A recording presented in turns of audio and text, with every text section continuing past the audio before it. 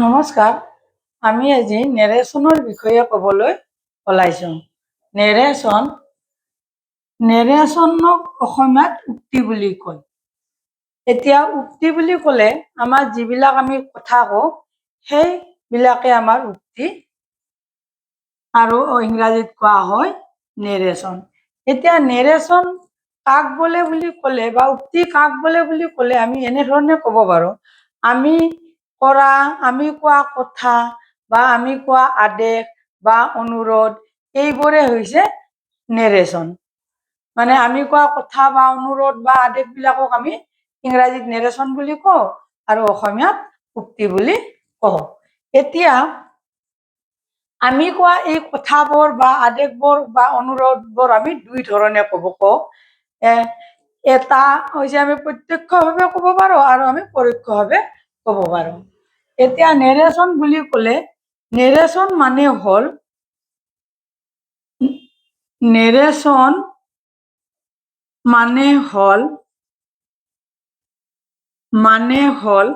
আমি কোৱা কথা,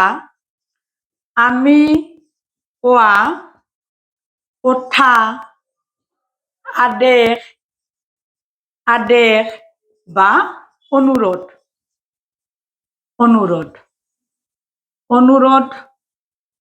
অনুৰোধকে নেৰেশ্যন বুলি কোৱা হয়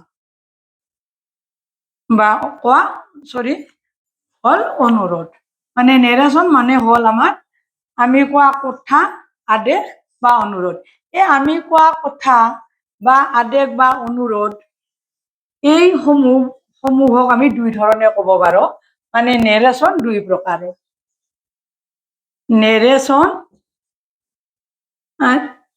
নেৰেশ্যন দুই প্ৰকাৰৰ বা there are two kinds of narration, দুই প্ৰকাৰৰ। নেৰেশ্যন দুই প্ৰকাৰৰ বা উক্তি হ'ল দুই প্ৰকাৰৰ। সেই দুটা হ'ল, এক নম্বৰ মানে direct narration, DIRE, direct narration, আৰু দুই নম্বৰটো হৈছে ইনডাইৰেক্ট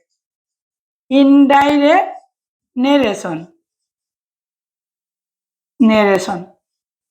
মানে আমি দুই ধৰণে আমি মনৰ ভাৱ মানে কথা বা আদেশ বা অনুৰোধবিলাক আমি প্ৰকাশ কৰিব পাৰোঁ। আৰু এটা হ'ল ডাইৰেক্ট নেৰেশ্যন, আনটো হ'ল ইনডাইৰেক্ট নেৰেশ্যন। এতিয়া ডাইৰেক্ট নেৰেশ্যন কাক বোলে? আমি কোৱা কথাবোৰ মানে কোনোবাই কোৱা কথাবোৰ আমি যেনে ধৰণে কৈ সেনেধৰণে আমি প্ৰকাশ কৰোঁ। মানে ডাইৰেক্ট নেৰেশ্যন কাক বোলে? ডাইৰেক্ট নেৰেশ্যন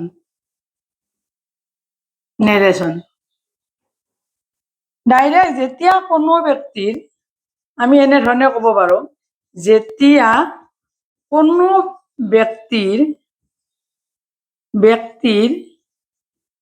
ব্যক্তিৰ কোৱা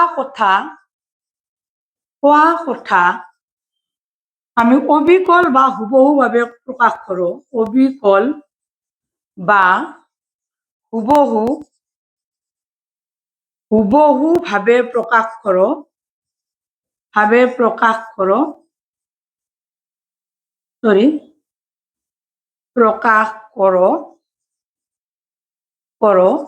তাকে ডাইৰেক্ট নেৰেশ্যন বোলা হয় বা প্ৰত্যক্ষ উক্তি বোলা হয়।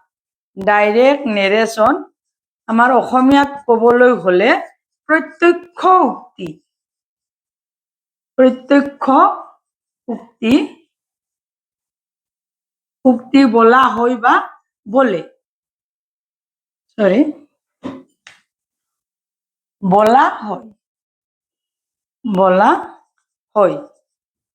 আমি কোৱা কথা মানে কোনো এজন ব্যক্তি কোৱা কথাবোৰ যদি হুবহুভাৱে প্ৰকাশ কৰা হয় তেতিয়াহ'লে তাক আমাৰ ইংৰাজীত কোৱা হয় ডাইৰেক্ট নেৰেশ্যন আৰু অসমীয়াত কোৱা হয় প্ৰত্যক্ষ উক্তি। উদাহৰণ দিলে ভালদৰে বুজি পোৱা যাব। উদাহৰণস্বৰূপে আমি ক'ব পাৰোঁ, ঋষি said to Hannah, Rishi said to Hannah, I am I am not reading the book. Reading the book. Rishi said to Hena, I am not reading the book. এইটো ঋষিৰ উক্তি। ঋষিয়ে হেনাক কৈছে মানে I am not reading the book, এই উক্তিটো মানে প্ৰত্যক্ষভাৱে আমাক প্ৰকাশ কৰা হৈছে। আৰু এনেকে যদি আমি কাৰোবাৰ উক্তি মানে প্ৰত্যক্ষভাৱে প্ৰকাশ কৰোঁ, তাকে ইংৰাজীত কি বোলা হয়? আমাৰ ডাইৰেক্ট নেৰেশ্যন। এতিয়া ইনডাইৰেক্ট নেৰেশ্যন হ'ল indirect narration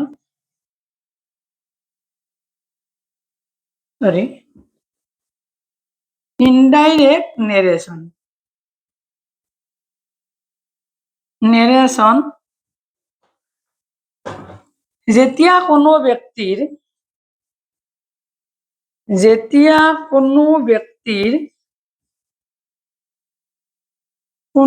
ব্যক্তিৰ নিজৰ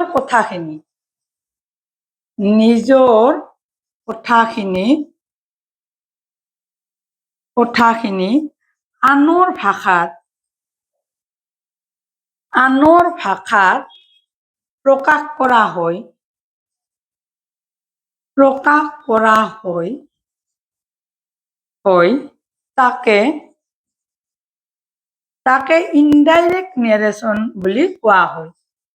ইনডাইৰেক্ট নেৰেশ্যন আৰু অসমীয়াত কোৱা হয় পৰোক্ষ উক্তি বলে বা বলা হয়।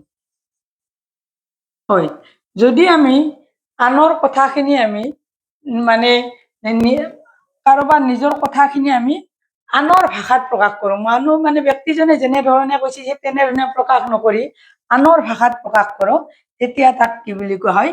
ইংৰাজীয়ে ইনডাইৰেক্ট নেৰেশ্যন বুলি কোৱা হয় আৰু অসমীয়াত আমাৰ পৰোক্ষ উক্তি বুলি কোৱা হয়। এটা উদাহৰণ দিলে আমি ভালদৰে বুজিব পাৰিম। আমাৰ ঋষি ছেইডটো প্ৰত্যক্ষ উক্তিত আছিল ঋষি ছেইডটো হেনা I am not reading the book, এই বাক্যটো আমি পৰোক্ষ এনেধৰণে ক'ব পাৰোঁ। আমাৰ এইটো আছিল আমাৰ প্ৰত্যক্ষ Rishi said to Hena I am not reading the book. এইটো আছিল আমাৰ পৰোক্ষ উক্তি মানে ডাইৰেক্ট নেৰেশ্যন। এইটো আমি ইনডাইৰেক্ট নেৰেশ্যন হ'লে আমি এনেধৰণে ক'ব পাৰোঁ। এইটো ইনডাইৰেক্টত আমি এই বাক্যটো আমি কৰি দেখুৱাম। ইনডাইৰেক্ট নেৰেশ্যনত আমি এনেধৰণে ক'ম ঋষি said to হেনা এই বাক্যটো আমি that she was বৰ্ডখন লেতেৰা হৈছে। She was not reading the book. ঋষিয়ে হেনাক কৈছিল মই কিতাপখন পঢ়া নাই, I am not reading the book. এইবাৰ আমি এনেধৰণে কৈছোঁ ঋষি said to হেনা that যে she was not reading the book, তাই কিতাপখন পঢ়া নাই। আমাৰ ইনডাইৰেক্ট সেন্টেন্সত আমাৰ মানে that ব্যৱহাৰ হয় আৰু যিটো ইনভাৰ্টেড কমাৰ ভিতৰত আমি প্ৰত্যক্ষ উক্তিটো আমি ব্যৱহাৰ কৰিছিলোঁ, that ব্যৱহাৰ হয়। এই প্ৰত্যক্ষ উক্তিটো ইনভাৰ্টেড কমাটো ইয়াত মানে উঠি যায়, মানে যিটো আমি ইনভাৰ্টেড কমাৰ মানে কৰা উক্তিটো মানে ইনডাইৰেক্ট সেন্টেন্সত সেই ইনভাৰ্টেড কমা নাথাকে আৰু that ব্যৱহাৰ হয়। মানে আমি যেতিয়া ডাইৰেক্ট নেৰেশ্যন কওঁ তেতিয়াহ'লে আমি ডাইৰেক্ট নেৰেশ্যনৰ উক্তিটো আমি ইনভাৰ্টেড কমাৰ ভিতৰত আমি ব্যৱহাৰ কৰিব লাগিব,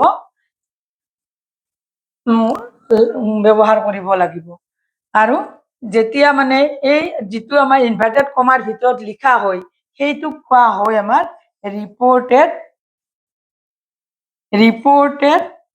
স্পীচ, ৰিপৰ্টেড স্পীচ। আৰু মানে যিটো ছাবজেক্ট আমাৰ যাই কৈ মানে যেনে ঋষিটো হৈছিল আমাৰ ছাবজেক্ট, এইটো ঋষিটো আছিল ছাবজেক্ট,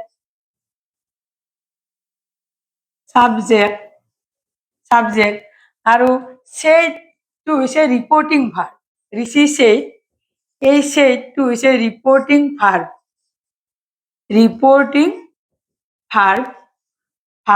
আৰু ৰিপৰ্টিং ভাৰ্বৰ মানে যিটো কৈছে ছাবজেক্টে সেই বাক্যটো যিটো ইনভাৰ্টেড কমাৰ ভিতৰত লিখিছিলো I am not reading the book, এইখিনি হৈছে ৰিপৰ্টেড স্পীচ। এনেকৈ ইনভাৰ্টেড কমাৰ ভিতৰত আমাৰ ৰিপৰ্টেড স্পীচখিনি লিখিব লাগিব ডাইৰেক্ট নেৰেশ্যনত।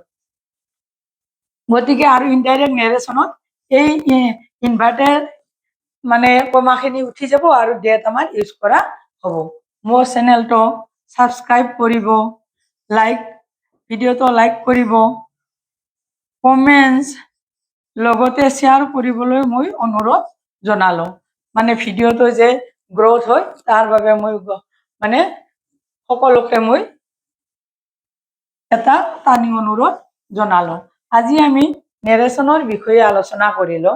নেৰেশ্যনক অসমীয়াত কোৱা হয় উক্তি, আৰু উক্তি আমাৰ অসমীয়াতো আমাৰ কোৱা হয় প্ৰত্যক্ষ উক্তি, পৰোক্ষ উক্তি, আৰু এইখিনি ইংৰাজীত কোৱা হয় কি আমাৰ ডাইৰেক্ট নেৰেশ্যন প্ৰত্যক্ষ উক্তি, আৰু ইনডাইৰেক্ট নেৰেশ্যন পৰোক্ষ উক্তি। যদি নিজে কোৱা কথাখিনি হুবহুভাৱে প্ৰকাশ কৰা হয় সেইটো হৈছে আমাৰ ডাইৰেক্ট, আৰু সেই কথাখিনি যদি আমি আনৰ ভাষাত কওঁ সেইটো হৈছে আমাৰ ইনডাইৰেক্ট নেৰেশ্যন, আৰু অসমীয়াত হৈছে পৰোক্ষ উক্তি। গতিকে আমি আজি এনেধৰণে নেৰেশ্যন বিষয়ে আলোচনা কৰিলোঁ থুলমূলভাৱে। ইংৰাজীত নেৰেশ্যন, অসমীয়াত উক্তি, আৰু অসমীয়াতো সেই দুই প্ৰকাৰৰ আছে, ইংৰাজীতো আমাৰ দুই প্ৰকাৰৰ নেৰেশ্যন পায়, ডাইৰেক্ট নেৰেশ্যন, ইনডাইৰেক্ট নেৰেশ্যন। আমি সাধাৰণভাৱে এনে ধৰণে আৰু ক'ব পাৰোঁ he said my mother is ill, my mother is ill. এনেধৰণে যদি আমি কাৰোবাৰ উক্তিটো কওঁ এইটো হৈছে আমাৰ কি ডাইৰেক্ট নেৰেশ্যন। আৰু he said that his mother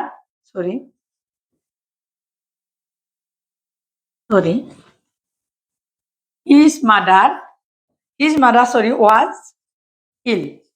আমাৰ পাছত আমি নিয়মবিলাক আমি আলোচনা কৰিম। আজিলৈ ইমানেই।